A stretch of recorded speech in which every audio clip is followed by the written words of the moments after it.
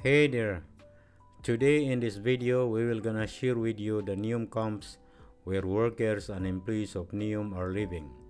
The camp is a community complex constructed and operated by Tamimi Global Company Limited, which is one of the leading contractor companies of Neom, providing facility management, hospitality management, and operation and maintenance services. So, let us explore one of the new beautiful community complex for its workers and employees. But before that, please stay tuned until the end of the intro. I wanna be the greatest. Everybody on the face. Please don't forget to subscribe with the Daily Half Track channel. Click that notification bell so that you will be notified for the next videos we upload every week. Also, please like and share this video. The Neom Camps Community Complex was built by Tamimi Global Company Limited, which is one of Neom's leading contractor companies, providing all required services such as facility management, hospitality management, and operation and maintenance services. The camps are operated under 24/7 security surveillance, composed of more than 50 full-time personnel with 550 CCTV surveillance cameras to ensure the security of the camps and its residents.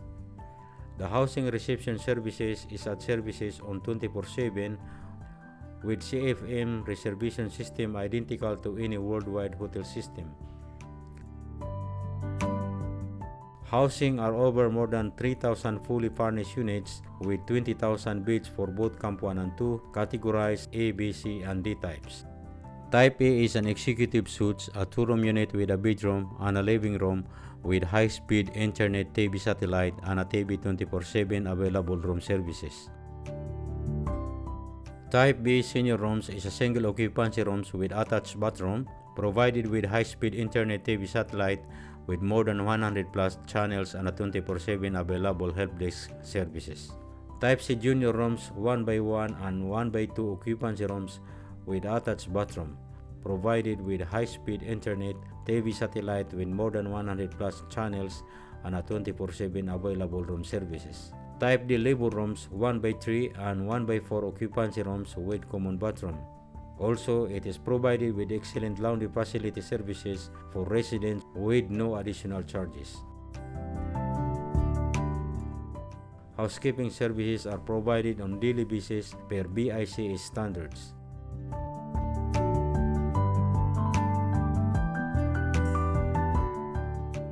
Food services are provided such as buffet, a la carte, live barbecue, pack meals, outdoor catering, pop-up events, food truck.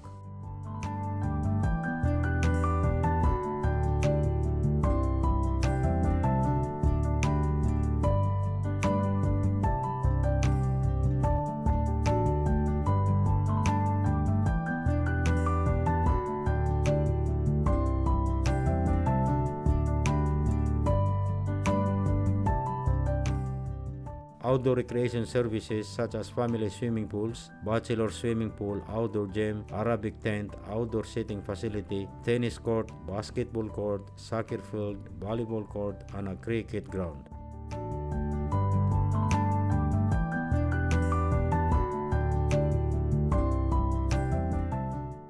Indoor recreation services such as cinema, multipurpose room, fully equipped gym, recreation center with pool and ping pong tables, gaming consoles, and TVs.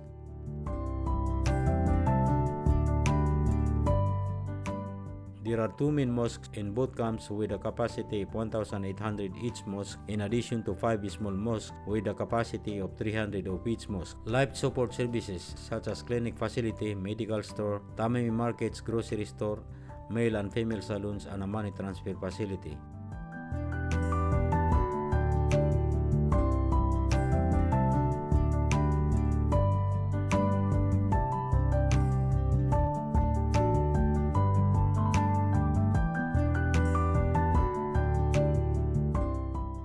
Fire station is operated 24/7 with 2 available fire trucks and a full fire crew. All facilities are provided with addressable fire detection system and a detected fire water line and a sprinkler system. The camps are provided with hybrid power plant, considered to be one of the largest provided hybrid plant in KC. IT support is provided by industry-leading Huawei G-Phone solution with 5,000 endpoints through NMS. Other utility provided are power generators, RO-STP plants, maintenance service, and water tanks. If you plan to be part of the Neom team, you are most welcome to be one of the valued residents of the community complex. That's all for today. Hope you enjoyed this video. Thanks for watching. Bye for now.